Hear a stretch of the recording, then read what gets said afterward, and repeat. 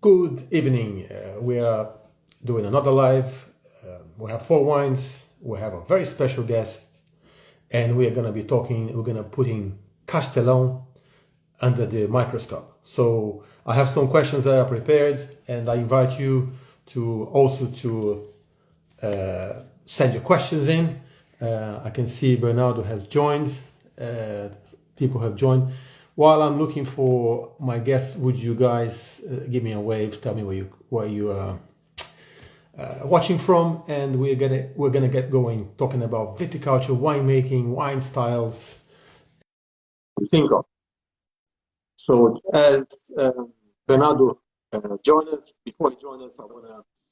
Here he is. Hello, Bernardo. Hello, Dirceu. How are you? I can see you on horizontal.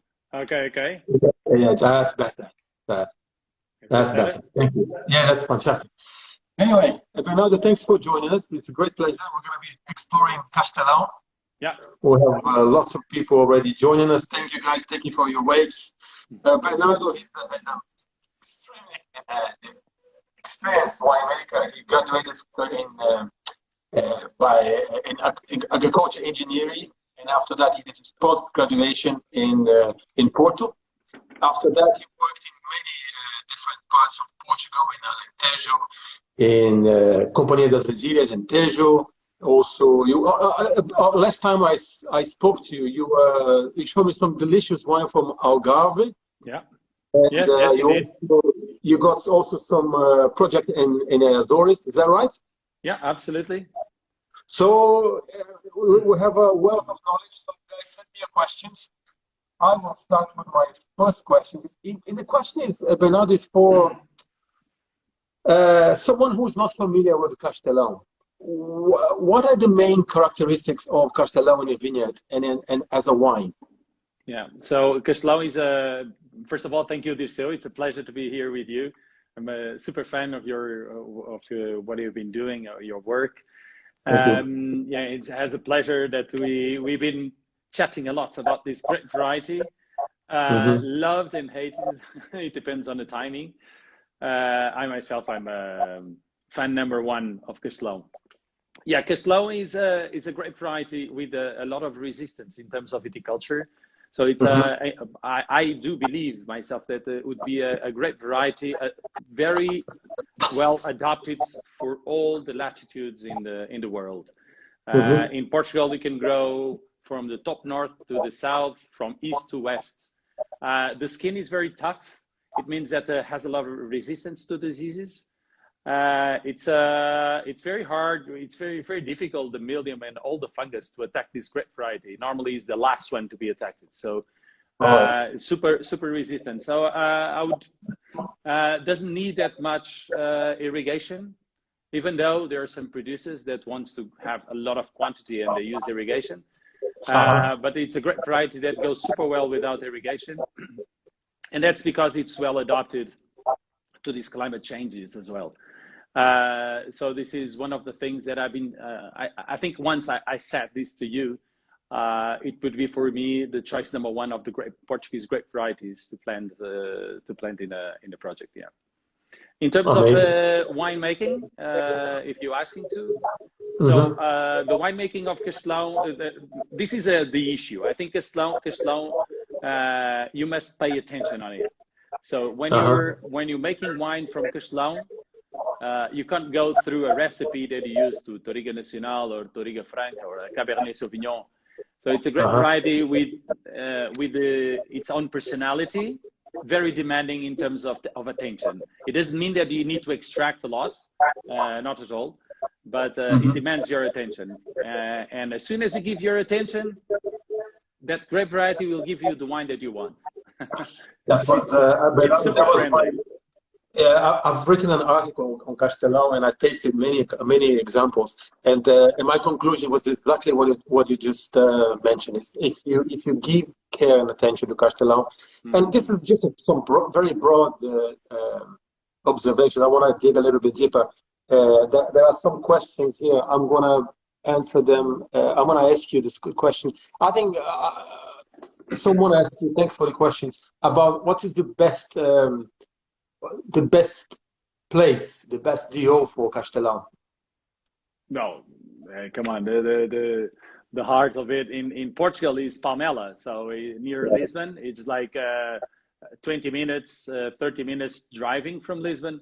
And then you find, for me, what I believe it's really the birthplace of it. So I do wines in Pegos Claros, very old vineyards. We're talking at this moment. I have one Pegos Claros. The vineyard is a 70 years old vineyard. We also have a 100 years old vineyard, and it's planted in sand soils. And in this region, you have sand soils, and as well as you have clay soil. And it gives you different wines, different styles, but definitely is the place where you find all those vineyards of Castelão, and you have a lot of background on it. But then, so if you ask me, pick one place, this would be the place. I want to show you. Usually, Bernardo, we talk about 3 wines, but I've got a special guest wine here. I'm going to show you some guys. It's there we go. See if I can. There you are. There's 4 wines there. We're going to be talking about Chocapalha, Herdade do Barranco do Vale, which is from Algarve. Chocapalha is from Lisbon, and then the wine you just mentioned. And I've added 1 wine here for my friends who are in the UK, which is a Castelão from a supermarket called Waitrose. And honestly, it is one of the best value for money red wines I've tasted in a very, very long time. Okay. So I had a glass last night. I said, okay, you know what, this is fantastic. So I'm going to talk a little bit about that. If you're in the UK, if you have a Waitrose near you, if you want to understand Castelão, go and buy it. And I promise you're going to go back and buy it again, because it's one of the things that is quite inexpensive. It's a great value for money wine. But Bernardo, I want a statement, and the statement goes like this. As a variety, Castelão has not been treated well by most producers, and also not understood by consumers. Do you agree with this statement? Yeah, I do. It has lived bad moments. Well, we have to go back a little bit back and see in the vineyard, Castelão can give you a lot of quantity. It's a very generous, great variety. In my opinion, you should control a bit. That's why I think you can skip irrigation. But what happened was, for a long period, this grape variety, the main producers in Portugal were the cooperatives based on volume and not quality, and they were, buying kilos. So more you produce, better. In my opinion, there also, you can find some clones of Castelão that gives you instead, for instance, in Pegos Claros, we have a very, very small berry of Castelão. So it's a specific clones. But you can find Castelão with it's like a big ball. Wow. And then you have less concentration, you go for something less interesting. And the idea was to make volume with a low price. And somehow they spoiled the name. And then there was the shame of showing Castelão. So people were hiding the name of Castelão, even though Castelão is on one of the top 5 at this moment. It was, I can tell you, I think some years ago I read like Castelão was on the number 2 in area of vineyards in Portugal. Now I think it's number 5. I think going back to the past, I don't know exactly when, but it was the most planted variety in Portugal. It was the most planted, yeah. And why? Because it's the grape variety that gives you a beautiful fruit to your blends. It gives you smoothness. So it's perfect. So, but then there was this moment when people wanted dark color wines. Well, that's not Castelão. So you need to go through Syrah or Torrigo Nacional, or then you go for Alicante Boucher, for instance, a bit of Alicante Boucher. So Castelão people were ashamed of showing it. And recently there was this next move was thank God, people are looking for more authentic wines, more Portuguese wines. In Portugal, drink Portuguese. From Portugal, drink Portuguese. And then it was good. It has been very good for us as winemakers, because we had these at home, grapes like Castelão or others with very weird names in Portugal. And but we couldn't sell it because it was the world was not ready to accept it. But now the world wanted, and the Castelão is on that trend now. Okay, that's interesting. Bernardo, someone has sent me a message saying that your sound, I can hear you clearly, but someone says there's some echo on your sound. I don't know. I can but hear you. I'm with headphones. Maybe you can hear me well. I can hear you perfectly, but I think some people are saying that there is some echo. So maybe you can try without the phones. But anyway, I had an observation and also a question by one of the people who are with us, have been with all the lives that we're doing on behalf of Wines of Portugal, which is Gilson. He's from São Paulo. Hello, Gilson, if you're watching. I saw people here coming, waving from Croatia, from Russia, which is fantastic, and from Brazil, obviously. So you guys are welcome, and please send me your questions. And Justus, he is a fan of Castelão. He likes it very much. He described it as a variety with high acidity and firm tannins and so on. And there's some rusticity to the variety, which he says he enjoys. It shows the personality, it shows sense of place, and it's good in terms of gastronomy.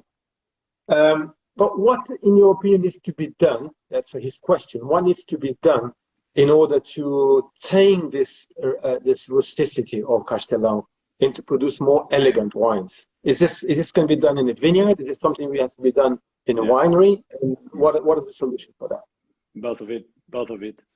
Always depends on the ripeness that you have in your vineyard from that grape, and then as well at the winery, you need to understand exactly what you have. So even I'm now, for instance, I'm producing wine with 12% alcohol. So you would say, for a red wine, it must be kind of greenish.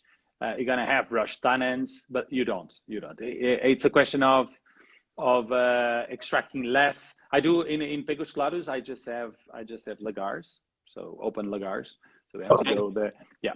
So what we do, we extract more in the second day, and then we take on the third day, we take it from the skin, and the wine is perfectly smooth. We don't need to fine, we don't need to do nothing. It's just a very, very smooth wine. So you do this? Yeah, go on, sorry. So the rusticity, for me, it's a question of probably not adopted or some mistakes on the approach of the grape variety. I think old bunch is good. I like Castelão when you have like 20% old bunch. So there's some techniques that you can use easily. It becomes one of the smoother grape varieties that you have in your winery. Yeah, no, it's interesting because I got 4 wines here, and the one that I told you earlier on that I tasted yesterday, it was from Waitrose. It was inexpensive, but lovely, juicy, and lovely smooth tannins, and just a delicious bottle of wine. Exceptional value for money. And then we have Chocopalha from Lisbon. Yeah. And this wine is. The comparison, I can talk about the 2 wines that we have, the Chocopalha and the Idade do Barranco do Vale, which is from Algarve.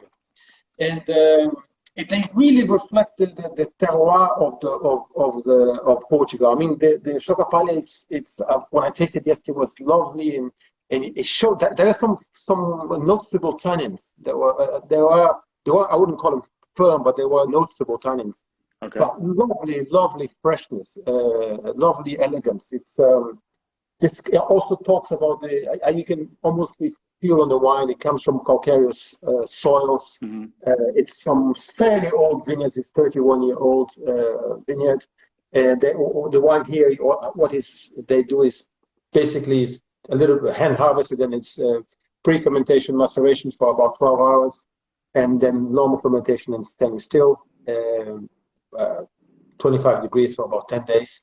And after that, the wine is a half of the wine is aged in oak, mostly French, and 50% is French and old oak. So the oak here is not very marked at all. It's just lovely tannins and lovely structure. But I really have that sense of freshness from Lisbon. And then you compare with the wine from Algarve, which is from a family-run company from Ana and Luis Chaves, the Chaves family. The winemaker, I think you may know, is João do. Yeah. It's a very large property. It's 100 hectares, but it's not all planted with vineyards. They have all sorts of things there. Mm-hmm. Pine. I had a look at the website. Pine trees and olive trees and cork trees and sheep, and it's quite nice. Quite a nice, beautiful property. And then it is from a warmer climate. It's from the western part of the Algarve. They are roughly between 15 and 20 kilometers from the sea in a straight line. Mm-hmm. And the vines here are about 20 years old. And I thank Sophia from Vini Portugal, who has sent them a little note with the wines, what we're tasting today. So thanks for that. But this wine here, going back to the wine is again handpicked and then is fermented in cement. And after that, spends 12 months in oak. And the oak here is a combination of French and US. And you can tell the oak. You can see the influence of the oak, and also you can see the influence of the warmth of Algarve. And those are the three wines, including the wine from Waitress. And I'll leave your wines for later on. So we'll carry on talking about Castelão first. Another, you did mention briefly at the beginning about viticulture broadly, but and one of the things you talk about yield, Castelão yields quite a lot if you let it. But aside from thick skin, and then, is there any other advantages of Castelão in the vineyard in terms of viticulture? Yeah, it's very easy to grow. So it's if you are growing vertically, I do in these old vineyards I have that in we call in a cup. It's not structured vertically, and it's a great variety that doesn't come down. It's not like Torriga Nacional or some other great varieties that they have always to go up. So here it's a great variety that it's one of the easiest ones to grow. And I think the problem is really when you just let in producing. So if you pick up the wrong clone, if you you have a lot of water or something, if you have too strong soils, I would skip strong soils for this one. If I would have a farm to plant my vineyard, I'll definitely choose the poorest one for the Castelão. Okay. Because it has a lot of power, So I didn't want to go too technical, but I think you mentioned twice the clonal aspect. Can you share a little bit more? I mean, I know there are a few clones of Castelão, clone 5, clone 25, 26J. There are many different types of clones. Which ones do you consider best? No, we have our own material. It doesn't grow as a name. Those names are from the producers, the plant producers. But this is much older than that. So it's I'm talking all the plantations that I'm doing now. I take material from this specific vineyard, and there's some people that wants to do a very specific Castelão, and they come to us and ask for these ones. So you're talking. It's basically your own Massal selection. Exactly. It's very old. It's so. Castelão tend with the age, it tends as other grape varieties to decrease the yield, the production. So we are now producing in a very good year 3,000 kilos per hectare, and wow. It's very low, and that's one of the aspects that you're saying. From Castelão, you can go for a very good value for for the good quality for the price. And for us, our point is to the position of Castelão in a different level, to go up on the range. And that's because we don't have production. So otherwise we would be dead as a company, as a producer. And we don't want to replace the old vineyard with the new vineyards. And what we have mostly is new vineyards, and those are producing much more. And then with the age, they're coming down. Unfortunately, there's a lot of people, just taking out, putting new. Yeah, I can see on the bottle itself, it says a 100-year-old. Yeah, that one. Yeah. Is amazing. I still see people saying that your sound is not great, but I can hear you perfectly and clearly. Exactly. If you wanna try without the. If I take, well. Wait. I'm gonna take it out. Try that. The sound comes.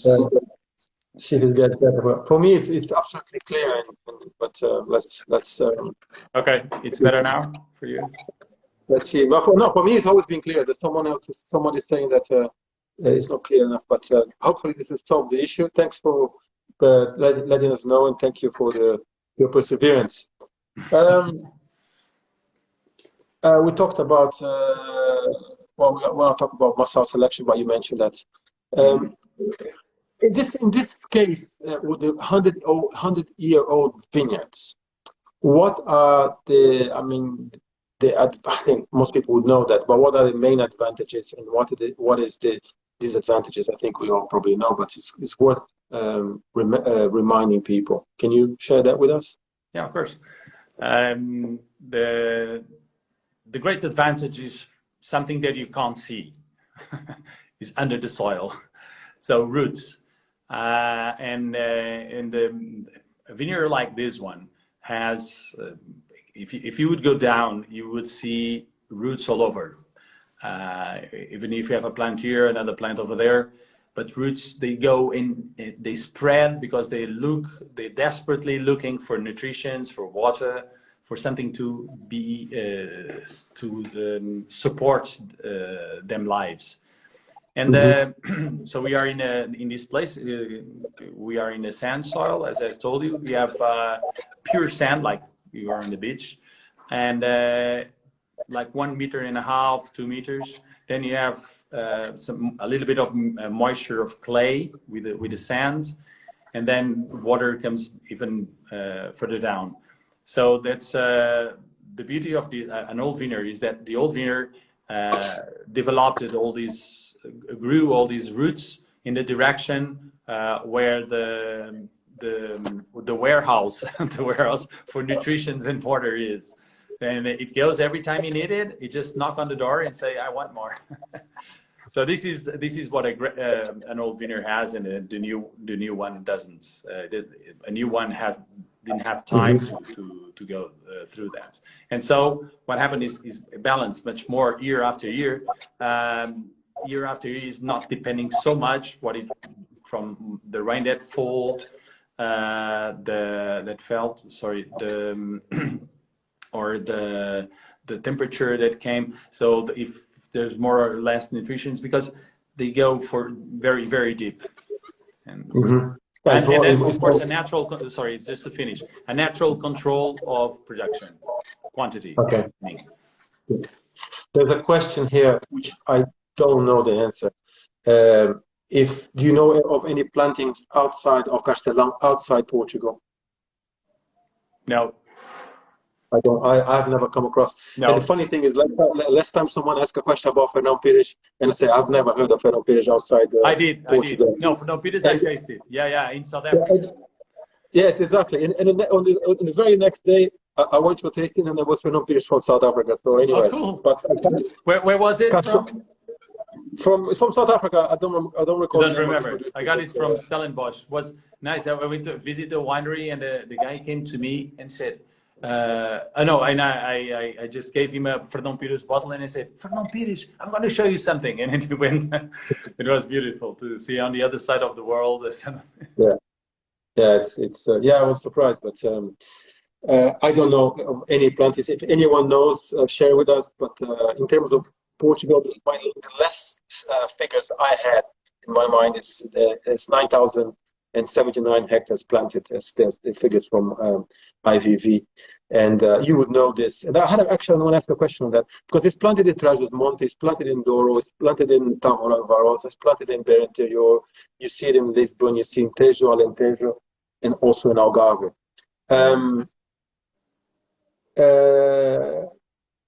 Do you see much difference? I mean, you work all over Portugal. Can you tell? Is there a sense of place with Castelão? Yeah, you of course you feel the differences. In warmer climates, you lose more the acidity. So you need to pay more attention on the timing. It's always depending on the timing that you're gonna pick up the grape. But you have a common the spine is still the same. So it's firm, very firm wine, very juicy, super beautiful fruits, always on the red fruit side.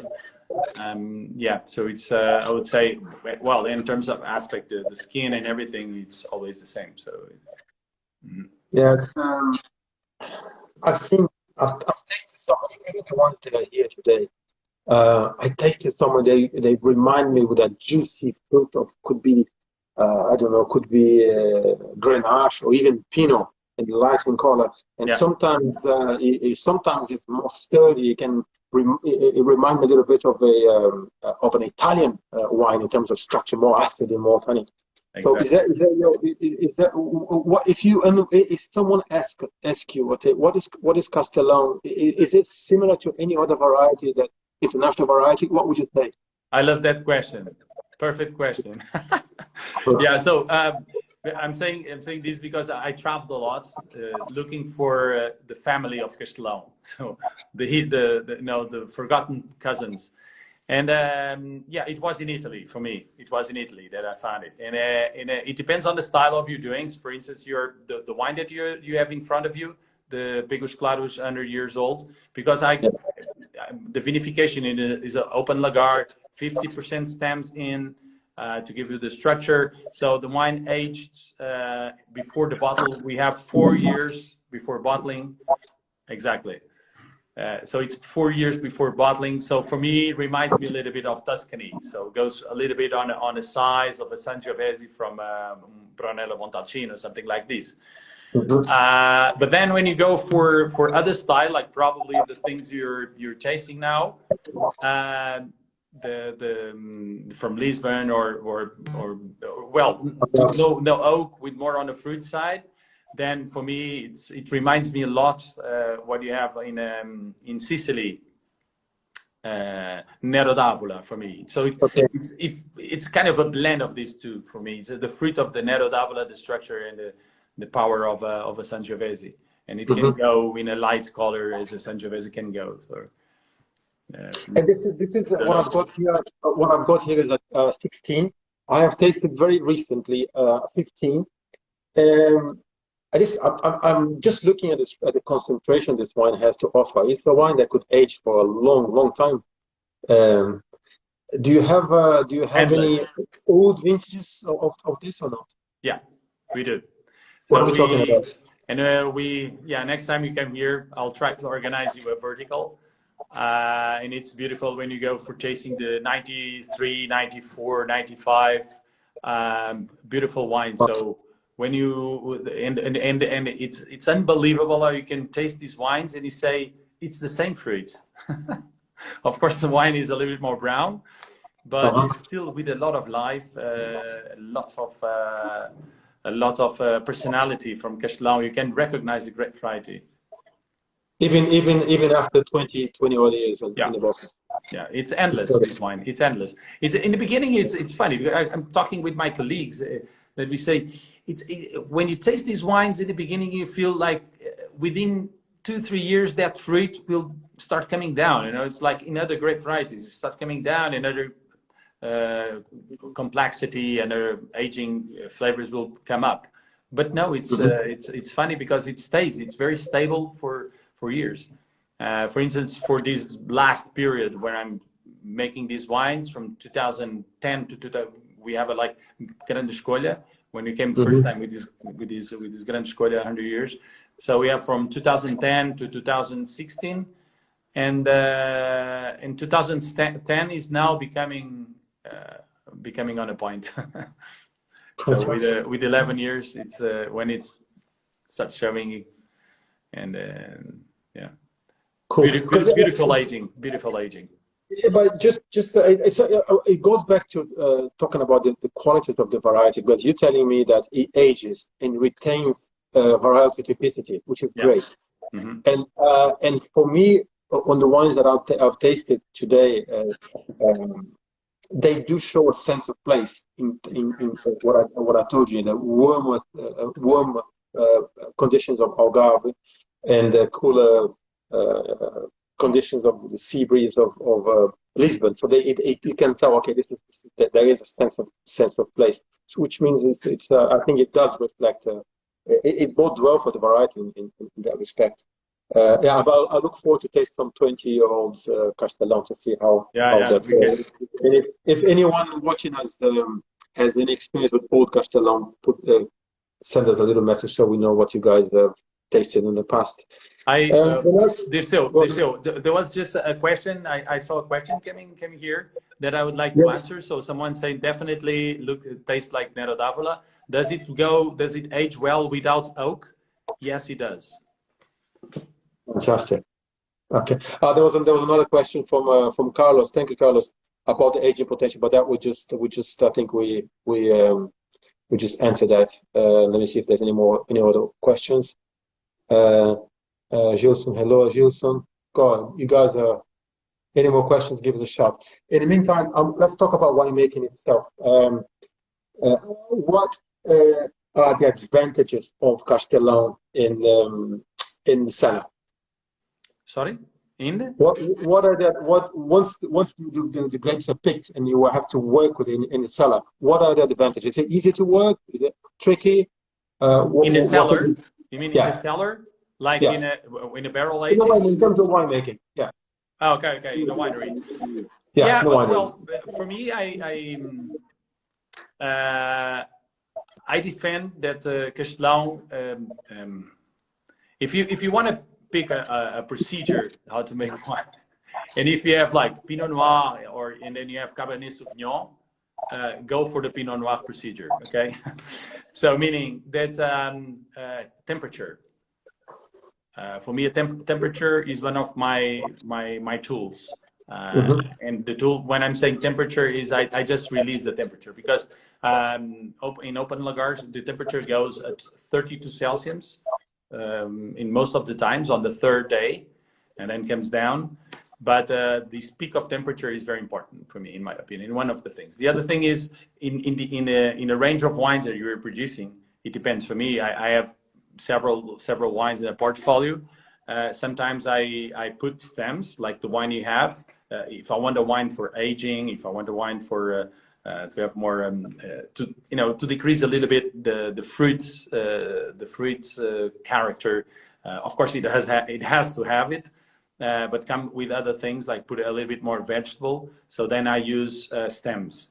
But I also make a wine, as I told you, with 12 in alcohol, much less concentration. I still do this peak of temperature, but then I out of the and finish in a stainless steel without any control as well, but without skins. And here it's a question of having a more fruit oriented wine. Then problems that you might have. It's watch out when you're using barrel. It depends, but this is for older wines. I love to use old barrels and a bit of new barrels. It depends on the style of the wine. But it's a wine that loves some complexity, but it doesn't like over oaked. It's one of the grape varieties that goes worse when it's over oaked. In my opinion, it's really it shows. When you have too much, for instance, let's go back to the Cabernet Sauvignon. When you have a lot of wood in the Cabernet Sauvignon, it's okay. So you still drink it. Here, I think it's undrinkable. That's a good. Thank you for another question. There's another question here, Bernardo. It's I wanted to ask you as well. So somebody jumped in and had a better idea in front of me. Do you prefer as a single variety or as a blend? And if it's that's the first part of the question, and the second part in a minute. Single. So if you have a market for it, go single. Yeah. Okay. Go single. It's a great variety that can give you everything. And one of the other questions that came through is about the temperature. Why this peak of temperature? And it's exactly to give you what might a blend do. So when you have a peak of temperature, so you fill what was unfilled. So the middle palate, so it gives you the structure that in the volume in your mouth. You don't lose the fruit. It's funny, you don't lose the fruit with this peak of temperature, although even probably the rest. I like oxygen on the fermentation. So aeration is very, very important on this grape variety. Don't, in my opinion, if I would advise someone, don't be afraid of using oxygen, a lot of oxygen or a lot of aeration on the fermentation. But then you should protect. But at that moment, just use it. Just get rid out of the reduction. It doesn't go well with reduction. It is a reductive variety. It can be, yeah. Okay. In tanks, I had experience in stainless steel tank fermentation, and yes, then you can have a bit of it, yeah. And it's the same question. It's from the same person. If when we're blending Castelão, what are the best varieties to blend with? I think it blends well with Internoris, with Moreto, with Trincadeira, with Alicante Boucher, with Touriga Nacional. Don't you agree? Anything else? Cabernet Sauvignon, even. Well, let me think. I think with the Tinta Roriz, with the Aragonês, you don't gain nothing more. You just probably smooth a little bit the tannins of the Tinta Roriz, but you're challenging more or less the same fruits.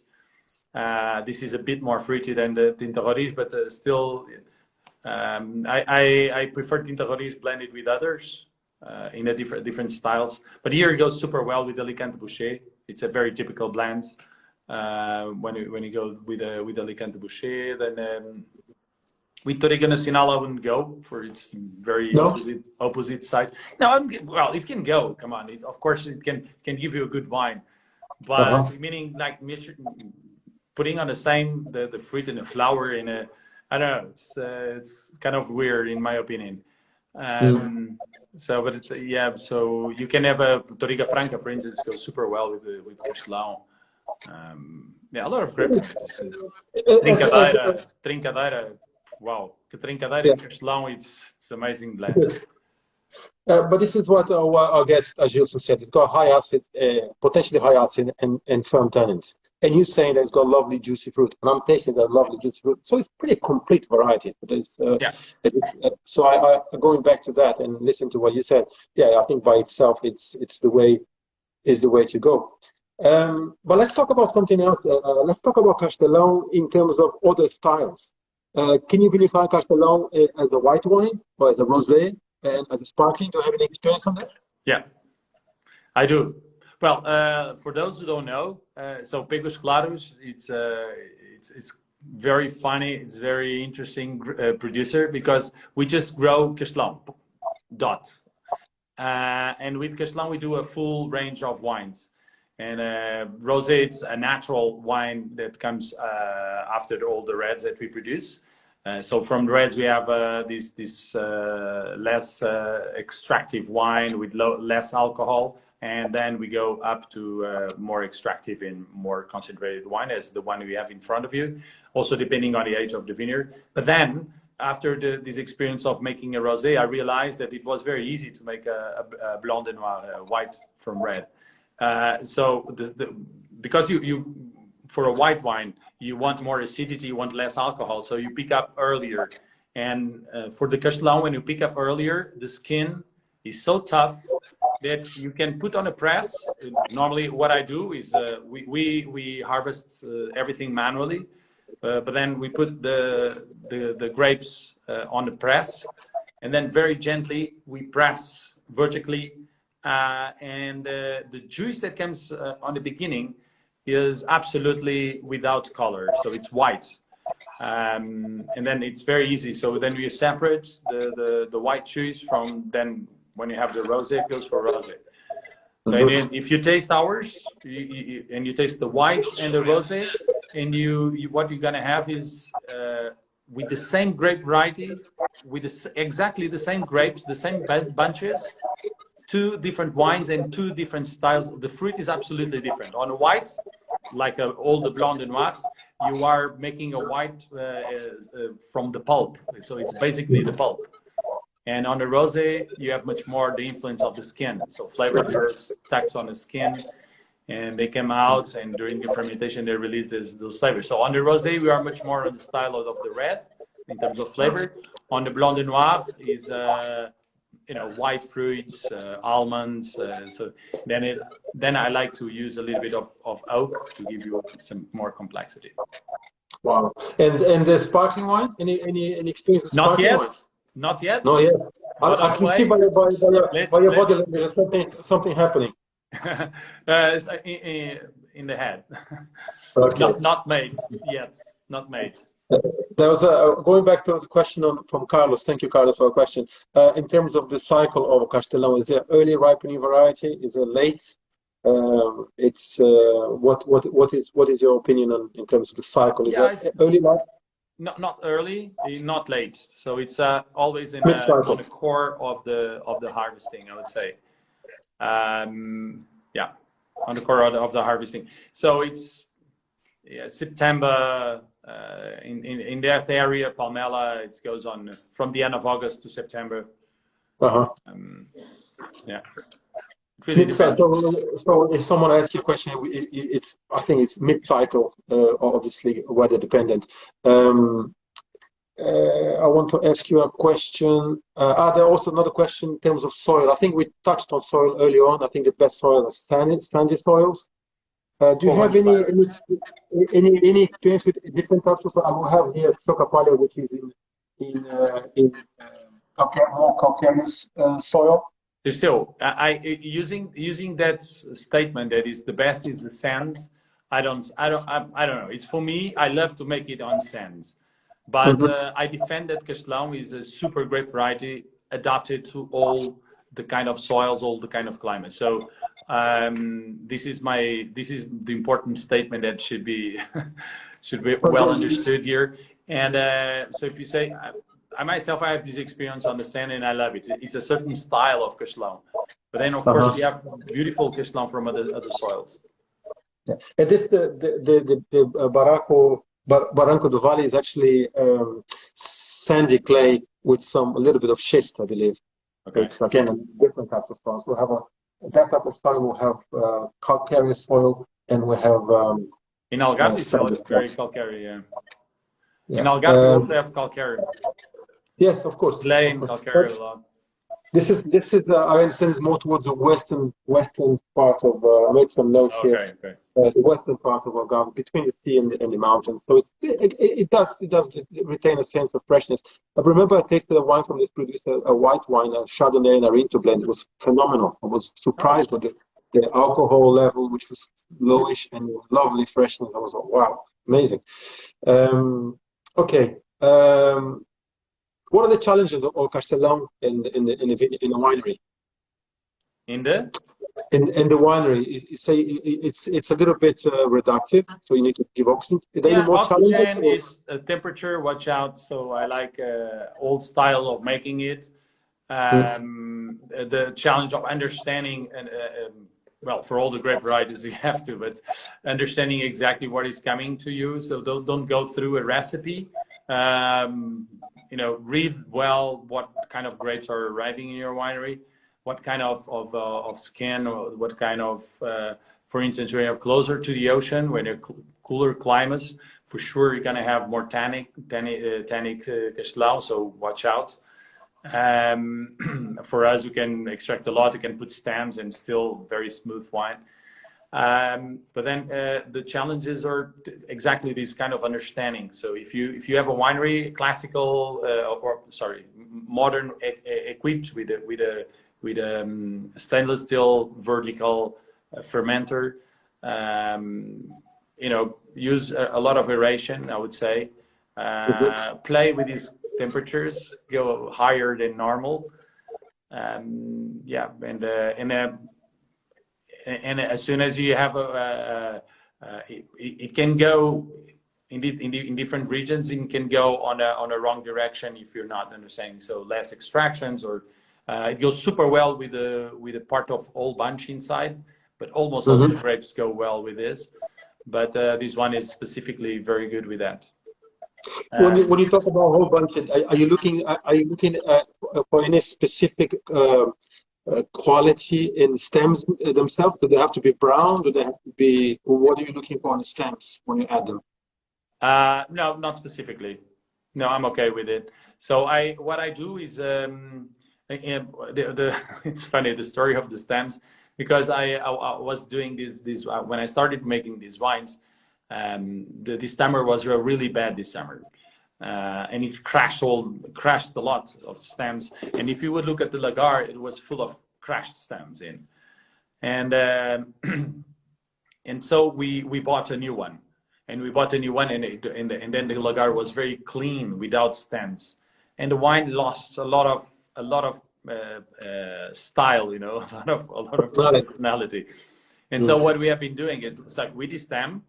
At least we don't crash the stems. One of the things that when the stems when they are crushed, they are much more aggressive. So what we take it out, we wait some hours, and then it oxidizes a little bit. It becomes from green. It starts becoming a little bit brown with oxidation, yellow brown, and then you put it back.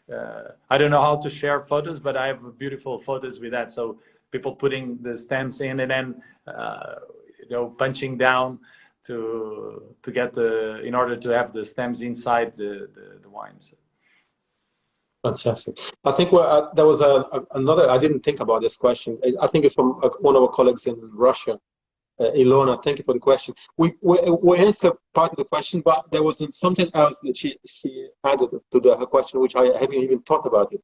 And she asked you about different styles of Castelão. We talked about white and rosé and even sparkling. But she on her question said, "What about late harvest Castelão? Is it possible?" Yeah, everything is possible. Everything is possible. Have you tasted anything? Have you seen anything like that?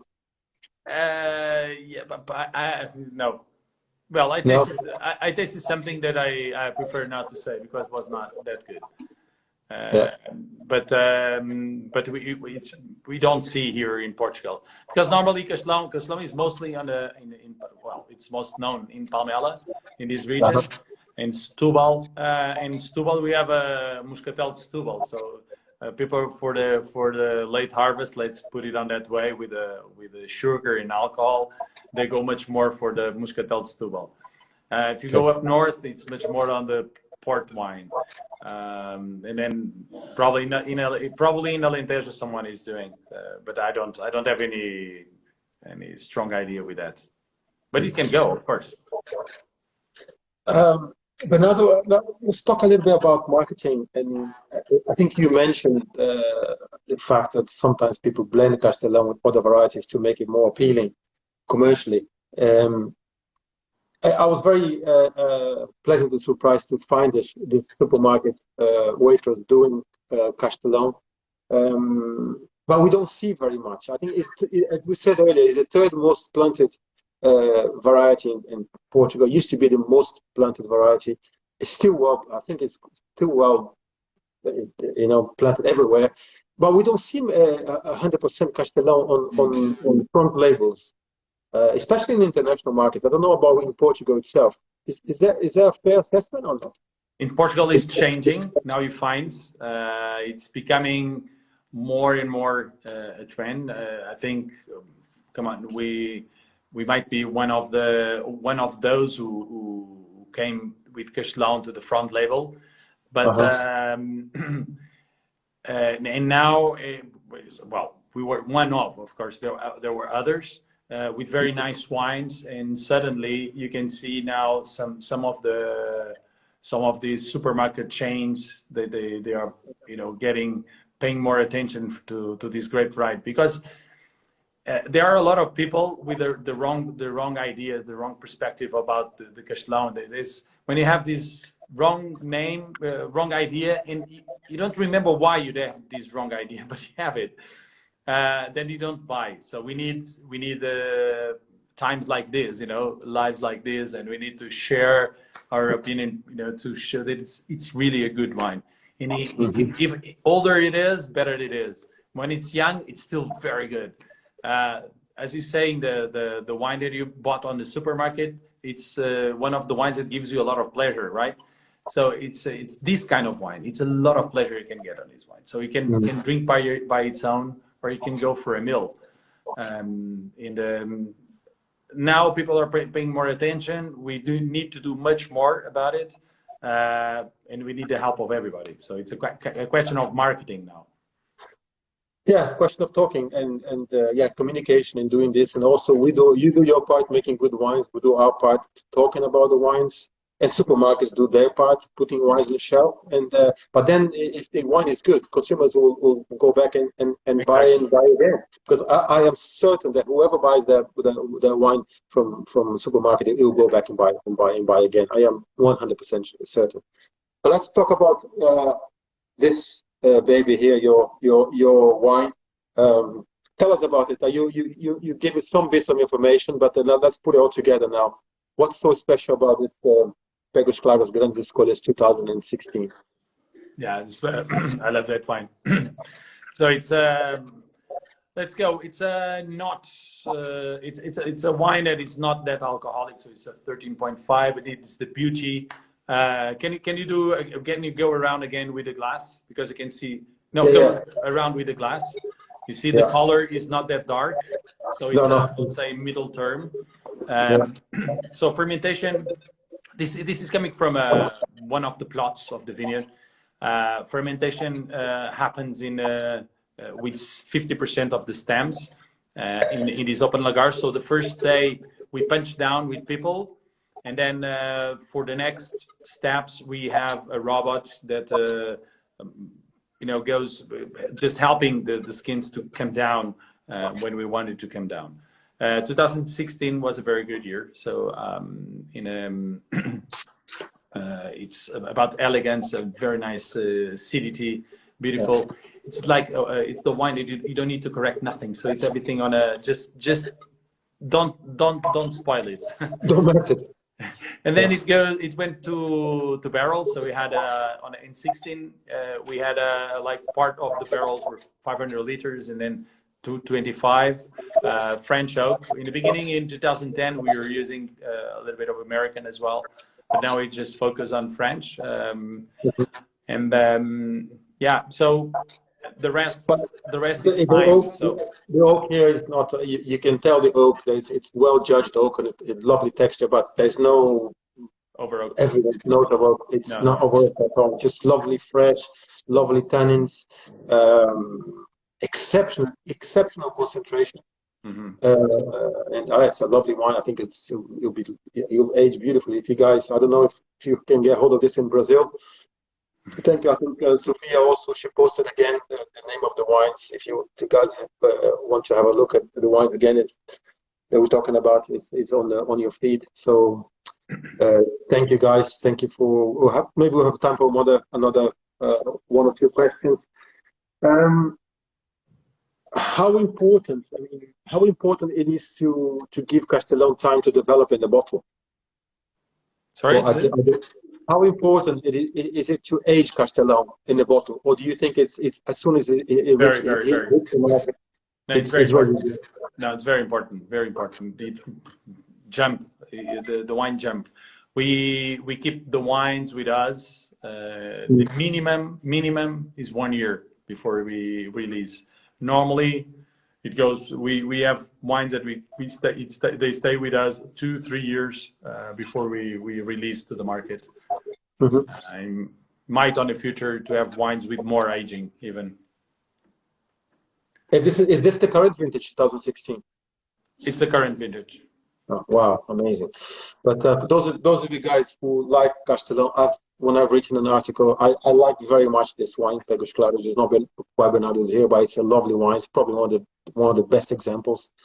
There is AS Palmela, also is a great producer. Campo Largo makes good Castellão. Quinto do Piloto makes a good example of Castellão.